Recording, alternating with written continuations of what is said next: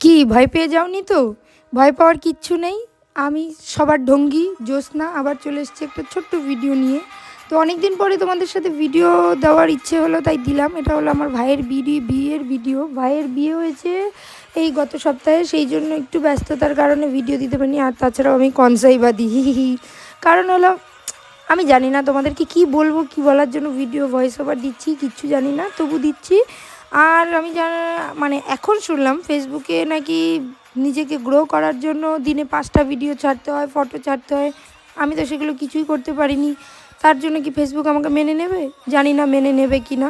তোমাদের ভালোবাসা যদি থাকে অবশ্যই মেনে নিতে পারে। তোমরা আমাকে একটু সাপোর্ট করো। আর ভাইয়ের বিয়েটা না মানে খুব পারিবারিকভাবে হয়েছে, সেই কারণে মানে তোমরা দেখতে পাচ্ছ হয়তো চাকাচাক ব্যাপারটা নেই। তো রাত্রেবেলা সব নিয়মকানুন করে আমরা একদম ডিরেক্ট চলে যাই বিয়ের দিন সকালে। আগের দিন অধিবাস যা যা হয় সব হয়ে গেছে।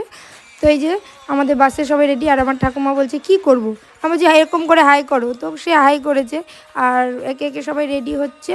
রেডি হয়ে মানে খুব সুন্দরভাবে তৈরি হয়েছে। বরের গাড়ি অলরেডি বেরিয়ে গেছে, কারণ আমার ভাই বিয়ে করেছে সেই 7 সমুদ্র 13 নদী পারে। আর এই হলো আমার মানে কি বলবো আমার আউটফিট। আর আমি কোন শাড়িটা পরেছি তোমরা যারা আমাকে অনেক আগে থেকে দেখো তারা বুঝতে পারবে। এটা হলো আমার বিয়ের শাড়ি, আমার বাসি বিয়ের শাড়ি।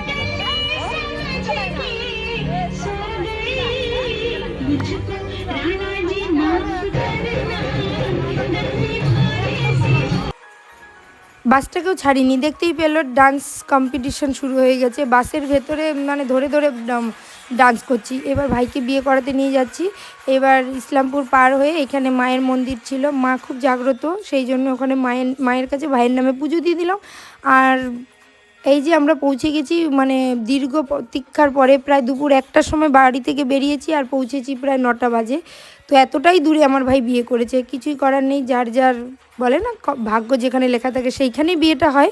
তো অবশেষে ওকে বরণ করে নিচ্ছে, মিষ্টি খাওয়াচ্ছে। আর ওদের নিয়মকানুন একটু আলাদা ছিল, সেগুলো আমরা খুব মজা নিচ্ছিলাম, খুব হাসাহাসি করছিলাম। আর চাইলে তোমাদের সাথে পরে আবার পুরোটা শেয়ার করব। আজকে হলো ভিডিওটা অনেক বড় হয়ে যাবে, সেই কারণে আমি যতটুকু পেরেছি তোমাদের সাথে শেয়ার করেছি। আর হলো আমার ভাইয়ের মানে যেখানে বিয়ে হচ্ছিল সেখানে হলো আমার ভাইয়ের বউ, আমার বোনু, ওর হলো ওরা 2 বোনের একসাথে বিয়ে হচ্ছিল। তো অনেকটা মজা করেছি, ফান করেছি। আর এদিকে বিয়ে শুরু হয়ে গেছে, অলরেডি বিয়ে শুরু হয়ে গেছে। আর আমরা ঘুরে বেড়াচ্ছি কোথায় কী করব, খাবো দাবো। যেহেতু আমার বিয়ের 1 বছর হয়নি বলে আমি বিয়েটা দেখতে পারবো না, কিন্তু তাতেও কি হয়েছে, আমার ফোন দেখবে, ফোনে পরে দেখে নেব। তবু আমি ছিলাম, সিঁদুরদানটা দেখিনি। তো এইখানে ওদের দেখো ওই যে কী নিয়ম কানুন সব হচ্ছে, এইগুলো মানে ওদেরটা একটু অন্যরকম বলেইছি আগেই।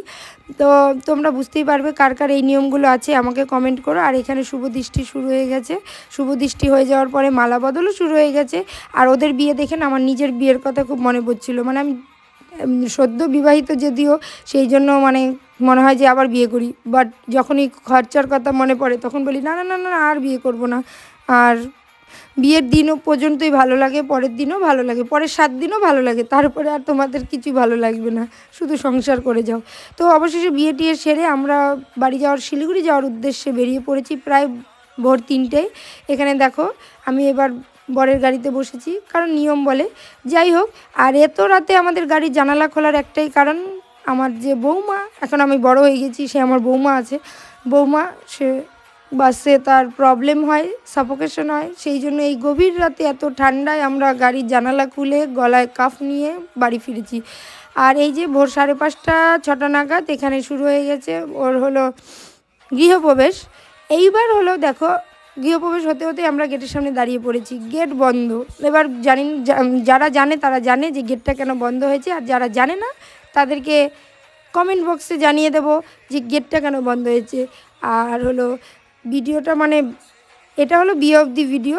এবার বউ ভাতের ভিডিও আমি করেছি কিনা আমার ঠিক জানা নেই, বললাম না আমি ব্লগার। এই ছিল আজকের ভিডিও, চলো সবাই ভালো থেকো, টাটা বাই।